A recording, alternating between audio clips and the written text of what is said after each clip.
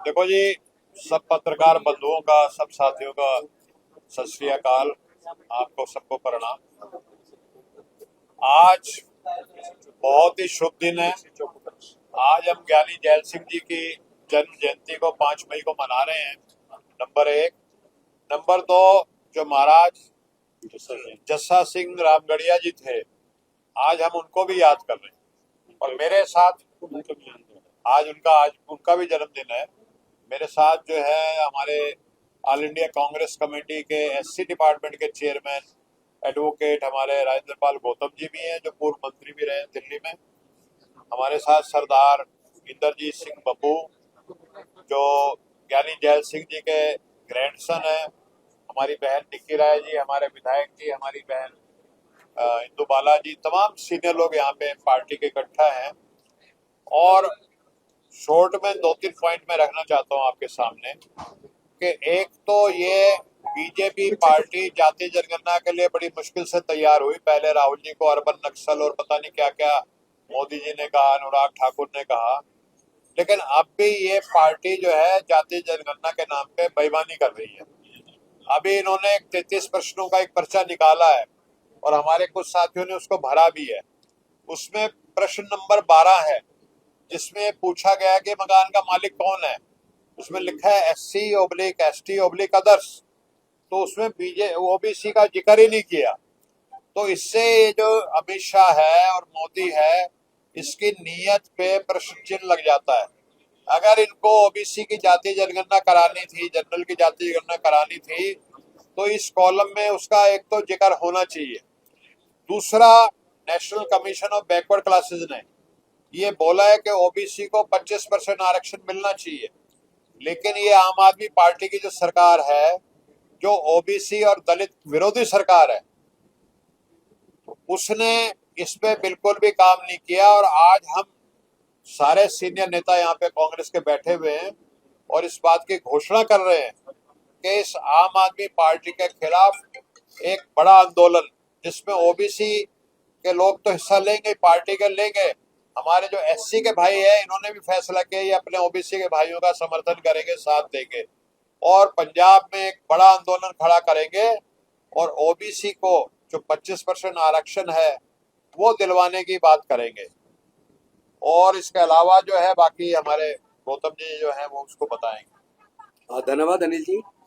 साथियों, सबसे पहले तो आम आदमी पार्टी ने देश के साथ जो धोखा किया, जो देश के लोगों को झूठे सपने दिखाए और फिर उन्हीं सपनों का कत्ल किया, तो सबसे पहले तो मैं आप सबका ध्यान उस ओर दिलाना चाहता हूं। चूंकि मैं खुद अरविंद केजरीवाल जी के साथ उनकी सरकार में कैबिनेट मिनिस्टर रहा और धीरे धीरे उनके साथ रहते हुए वो अपने असली रंग में आए और उनकी असली सोच जब हमें पता चली कि ये पूरी तरह मनुवादी सोच वाले हैं, जातिवादी हैं, SC ST OBC माइनॉरिटी को केवल वोट बैंक समझते हैं, उनको उनका हक देना नहीं चाहते, वहीं से हमारी उनसे दूरियां शुरू हुई। कहां से आम आदमी पार्टी का जन्म हुआ?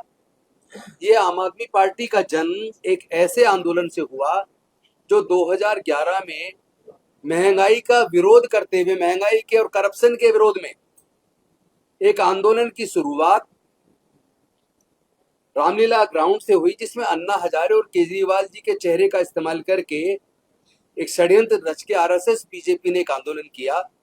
और उस वक्त की यूपीए की सरकार, जो कांग्रेस के नेतृत्व में यूपीए की सरकार थी, उसको बदनाम करने के लिए झूठे केसों को गढ़ा गया, जैसे 2G स्पेक्ट्रम घोटाला, कोल ब्लॉक घोटाला, और एक लोकपाल की बात करके एक आंदोलन खड़ा किया और उस वक्त की यूपीए की सरकार को बदनाम किया। और मनुवादी सोच वाले मीडिया घराने जो कॉरपोरेट के द्वारा संचालित थे, उनका इस्तेमाल करके 24 घंटे अन्ना हजारे केजरीवाल के मूवमेंट को टीवी पर दिखाकर लोगों को दिग्भ्रमित किया और उसके बाद वो कामयाब हो गए। केंद्र में सरकार बीजेपी की बन गई और वहीं से जो लोग बीजेपी को पसंद नहीं करते उनके लिए ऑप्शन आम आदमी पार्टी दे दिया। दिल्ली में आम आदमी पार्टी की सरकार बन गई। लेकिन बीजेपी की सरकार बनने के बाद हुआ क्या? एक तरफ जांच एजेंसी सीबीआई उनके अंडर में, और सारी जांच करने के बाद भी दोनों केसों में, एक केस में सीबीआई ने क्लोजर रिपोर्ट लगा दी कि कोई घोटाला नहीं हुआ, और दूसरे केस में कोर्ट ने कह दिया बाइज्जत बरी करते हुए कोई घोटाला नहीं हुआ। यानी 2G स्पेक्ट्रम घोटाला, कोल ब्लॉक घोटाला, दोनों केस जीरो। इसका मतलब कोई घोटाला नहीं हुआ तो फिर इतना बड़ा आडंबर 24 घंटे टीवी पे दिखाना क्या था? ये अन्ना आंदोलन, और उसमें फिर लोकपाल की बात करना। तो मैं पूछना चाहता हूं, क्या तो हसर उस घोटालों का हुआ, रिजल्ट जीरो, और क्या हसर उस लोकपाल का हुआ? क्या आज लोकपाल कहीं भारत में कहीं एक्टिव नजर आ रहा है? भारत सरकार में इतने घोटाले, उसकी कोई जांच है क्या? लोकपाल की बात करके जो सत्तामाई पार्टी, वो क्या बताएगी कि जिन घोटालों का जिक्र करके वो सत्ता तक पहुंचे, उन्होंने कभी आज तक माफी मांगी कि उन्होंने झूठ फैलाया था? और उसके बाद 2017 में जब पंजाब का चुनाव होना था असेंबली का, उसमें आम आदमी पार्टी ने, अरविंद केजरीवाल जी ने एक वायदा किया था कि जब यहां आम आदमी पार्टी की पंजाब में सरकार बनेगी तो वो डिप्टी सीएम किसी दलित समाज के नेता को बनाएंगे। तो 2017 में सरकार नहीं बनी, लेकिन 2022 में पूर्ण बहुमत की जबरदस्त मेजोरिटी के साथ सरकार बनी। 117 में से 94 लोग जीत कर आए। तो फिर डिप्टी सीएम क्यों नहीं बनाया? पहली बात। दूसरी बात, पंजाब की यूनिवर्सिटीज के अंदर SC ST OBC का अभी तक भी रिजर्वेशन इफेक्टिव तरीके से लागू क्यों नहीं किया? तीसरी बात, SC के बच्चों का स्कॉलरशिप टाइम से रिलीज नहीं हुआ। बड़ी मात्रा में बच्चों की स्कॉलरशिप ना मिलने की वजह से बीच में पढ़ाई छूट गई, बच्चों का भविष्य बर्बाद हुआ। और इन्होंने बात की थी नशे को हम पूरी तरह पंजाब को नशा मुक्त कर देंगे। क्या पंजाब में नशा मुक्त हो गया? इन्होंने कहा था करप्शन मुक्त कर देंगे। क्या पंजाब में कोई भी काम, कोई भी सर्टिफिकेट बनवाना हो तो क्या एक भी काम बिना पैसे दिए पंजाब में हो रहा है? क्या वास्तव में यहाँ पे करप्शन खत्म हुआ या बढ़ गया? तो मैं ये कहना चाहता हूँ, केंद्र में बीजेपी शासित सरकार के तहत करप्शन कई गुना बढ़ गया है। और जो काला धन जितना था, जिसको लाने की बात की गई थी, आज विदेशों में 3 गुना काला धन बढ़ गया है। लेकिन ना अन्ना हजारे कुछ बोलते हैं, ना अरविंद केजरीवाल कुछ बोलते हैं। पंजाब के अंदर भी करप्शन खत्म होने की बजाय कई गुना बढ़ गया और नशा भी नहीं रुका। डिप्टी सीएम SC का बनाने की तो बात दूर की बात है। OBC को जो उसका हक बनता है, क्योंकि दलित और OBC दोनों को अगर जोड़ दें तो पंजाब के अंदर लगभग 80% जनसंख्या है। उस 80% जनसंख्या को उनका कोई हक नहीं दिया जा रहा। तो ऐसे में एक सवाल लोग बार बार पूछ रहे हैं कि ये जो सांसद राज्यसभा के बनाए गए, उसमें SC को और OBC को, माइनॉरिटी को सांसद क्यों नहीं बनाया? तो उसका कारण ये है क्योंकि अरविंद केजरीवाल मनुवादी सोच वाले हैं और उनकी जड़ें RSS BJP से निकली है। इसीलिए उन्होंने किसी भी SC ST OBC और माइनॉरिटी के किसी भी व्यक्ति को उन्होंने राज्यसभा में प्रतिनिधित्व तक नहीं दिया, जबकि 80% जनसंख्या पंजाब में SC और OBC की है। मैं अभी ये सवाल बाद में पूछ रहे ना, अपनी बात पूरी कर दूं, लास्ट है मेरा। तो मेरा सवाल ये है कि अब जो लोग कह रहे हैं कि वो सारे सांसद चले गए, अब कोई मुझे बताए जितने राज्यसभा के सांसद गए जिन्होंने बीजेपी ज्वाइन की है, क्या उसमें एक भी SC OBC का है? एक भी नहीं है। दूसरी बात, जिन जड़ों से इनका जन्म हुआ आम आदमी पार्टी का, आम आदमी पार्टी अपनी जड़ों में वापस लौट रही है। कुछ लोग उस वक्त चले गए जब कपिल मिश्रा गए, कुमार विश्वास गए, कुछ लोग उसके बाद चले गए, और उसके बाद जो 2025 का चुनाव हुआ, कुछ लोग इनके विधायक 15-16 विधायक तब बीजेपी में चले गए, और अब इनके साथ सांसद बीजेपी में चले गए। ये इसलिए जा रहे हैं क्योंकि जिन जड़ों से ये पैदा हुए हैं अपनी जड़ों में वापस जा रहे हैं। आम आदमी पार्टी पंजाब के चुनाव आते आते खत्म हो जाएगी। जो मनवादी सोच वाले उन जड़ों से निकले लोग तो आए थे आम आदमी पार्टी में, वो सारे बीजेपी में चले जाएंगे, और जो मानवतावादी न्यायवादी सोच से भ्रम में आकर इनके साथ जुड़ गए थे, वो सारे लोग धीरे धीरे कांग्रेस पार्टी में शामिल हो जाएंगे। अब आप सवाल पूछ सकते हैं। सर, ये जो आंदोलन है, ये आंदोलन क्या आईना दिखाएगा पंजाब के लिए? हम लोग सामाजिक न्याय की बात कर रहे हैं। हमारे नेता आदरणीय राहुल गांधी पूरे देश में जाकर लोगों की वोट चोरी कैसे रुके, यहाँ चुनाव चोरी हो रहे हैं, और उसमें SC ST OBC माइनॉरिटी को ना तो उनका हक मिल रहा है, उनकी हिस्सेदारी भागीदारी जितनी जनसंख्या की है उस हिसाब से उनको कोई उनका हक मिल नहीं रहा है। और साथ ही साथ जो भय का माहौल पैदा किया गया धर्म के नाम पर, जाति के नाम पर, आज उसके खिलाफ आदरणीय राहुल गांधी मजबूती से सामाजिक न्याय की लड़ाई लड़ रहे हैं। और पंजाब में भी सामाजिक न्याय की जरूरत है, क्योंकि यहाँ पर दलित और OBC कम से कम 80% है, लेकिन 80% लोगों को यहाँ पंजाब में किनारे से लगा के रखा है। यहाँ की सरकार सामाजिक न्याय को नहीं मानती और सामाजिक न्याय की लड़ाई को हम लोग मिलके मजबूती के साथ लड़ेंगे। एक एक गांव तक पूरे दलित पिछड़े सब लोग एकजुट होकर इस सरकार को, इस मनोवादी सरकार को उखाड़ के फेंक देंगे, जिसने झूठे सपने दिखाकर उन्हीं सपनों की हत्या की है। Sujita ji, you mentioned that how BJP they faced the Aam Aadmi Party and it was all to target the Congress. When Congress was aware about it, why Congress didn't prepare well in advance about it? नहीं, actually उस वक्त जो आंदोलन हुआ उस वक्त तक कांग्रेस को ये पता ही नहीं लगा कि उसी की सरकार के दौरान उसी के खिलाफ एक षड्यंत्र बन गया। कहीं ना कहीं उनकी आईबी का फेलियर है पार्टी का, अदरवाइज तो उसी वक्त ध्यान देना चाहिए था। आप एक चीज देखिए, मजे की बात, उस वक्त राजपथ पे प्रदर्शन चल रहा था, राजपथ पे। आज आप राजपथ तो छोड़िए, आप कहीं भी आसानी से कोई प्रदर्शन नहीं कर सकते जहां बीजेपी का राज है। नंबर 2, जंतर मंतर पर जब 1.5-2 साल तक लगातार धरने चले हैं, आज आप वहां कोई धरना प्रदर्शन नहीं कर सकते। कोई भी प्रदर्शन आप करते हैं तो वहां पुलिस कहते हैं कम से कम 10 दिन पहले एप्लीकेशन दो, और उसमें भी केवल 3 घंटे की परमिशन मिलती है प्रदर्शन की। 3 घंटे बाद पुलिस वहां पे सीटी बजाकर आपके माइक को बंद करवा के आपको वहां से हटा देती है। तो डेमोक्रेसी किस तरीके से खत्म हो रही है, आपका फंडामेंटल राइट खत्म हो रहा है, freedom of speech and expression खत्म हो रहा है।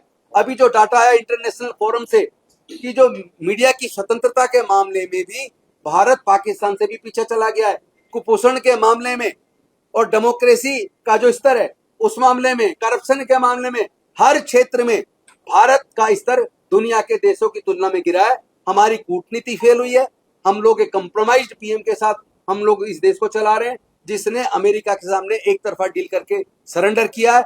और ये सरकार बीजेपी की केवल मैनेजमेंट से जीतती है, क्योंकि इन्होंने मीडिया को, इन्होंने इलेक्शन कमीशन को, इन्होंने ब्यूरोक्रेट्स को, इन्होंने जांच समिति, सारी जांच एजेंसीज का सबका इस्तेमाल इन्होंने विपक्ष को कुचलने के लिए किया है। एक परसेप्शन है जो पंजाब की कांग्रेस है, वो जो सूबा सरकार है, यहाँ की आम आदमी पार्टी की सरकार है, उसके खिलाफ भी बड़ा आंदोलन करने में, उसके खिलाफ भी बड़ा लोगों में मैसेज देने में विफल साबित हुई है। आज आप लोगों की बात, आज आपको हम बता रहे हैं, हमारा एससी ओबीसी डिपार्टमेंट मिलके अपनी कांग्रेस पार्टी के शीर्ष नेतृत्व को साथ लेके यहाँ की सरकार के एक एक घोटाले को उजागर भी करेंगे और तमाम जनता के मुद्दे पे हम लगातार संघर्ष करेंगे और एक एक गांव तक इस आंदोलन को पहुंचाएंगे और आम आदमी पार्टी की जड़ें हिलाकर उसको उखाड़ के फेंक देंगे। मेरा सवाल है, 4 साल कहाँ पे थे कांग्रेस पार्टी? 4 साल देखिए, लगातार चल रहा है प्रदर्शन, लगातार आवाज उठाई जा रही है।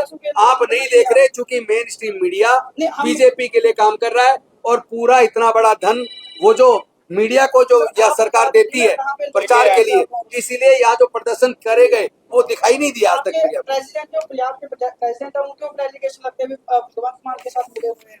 नहीं, वो गलत है, वो नहीं, गलत है। ये सब कोई मुद्दा नहीं है, ये बनाया जा रहा है और कहीं ना कहीं इसके पीछे बीजेपी है। देखो ऐसा और है, क्योंकि आम आदमी पार्टी बीजेपी की बी टीम है। एक सेकंड, मैं एक चीज बात करना चाहता हूँ। अभी 2 दिन पहले यहाँ पे नायब सिंह सैनी साहब आए, जो हरियाणा के मुख्यमंत्री, और मोदी जो है डे 1 से छाती ठोक ठोक के कहता है कि मैं ओबीसी हूँ, ठीक है, लेकिन अभी 273 संसद की सीटों की घोषणा हुई है जो महिलाओं के नाम पे जाएंगी। हमारी पार्टी ने, राहुल गांधी जी ने, प्रियंका जी ने अपने भाषण में पार्लियामेंट कहा कि भाई ये महिलाएं तो डेमोक्रेसी में सबका प्रतिनिधित्व होना चाहिए। हमारे देश में एससी भी है, एसटी भी है, ओबीसी भी है, सब वर्ग है। तो इस आरक्षण को ऐसा करो कि, क्योंकि इससे पहले पंचायत का अधिनियम आया था जो राजीव जी लेके आए थे, पंचायती राज अधिनियम 73-74, उसमें ओबीसी के लिए आरक्षण की व्यवस्था थी, महिलाओं के लिए ओबीसी के आरक्षण की व्यवस्था है। लेकिन ये जो लेकर के आ रहे हैं, ये 273 सीटें ऐसे चाहते हैं कि जैसे इनके अभी महिलाएं जिनको लेके आते हैं, हेमा मालिनी, कंगना रनौत और वो कौन है, स्मृति ईरानी, ये ऐसी महिलाओं को लाना चाहते हैं।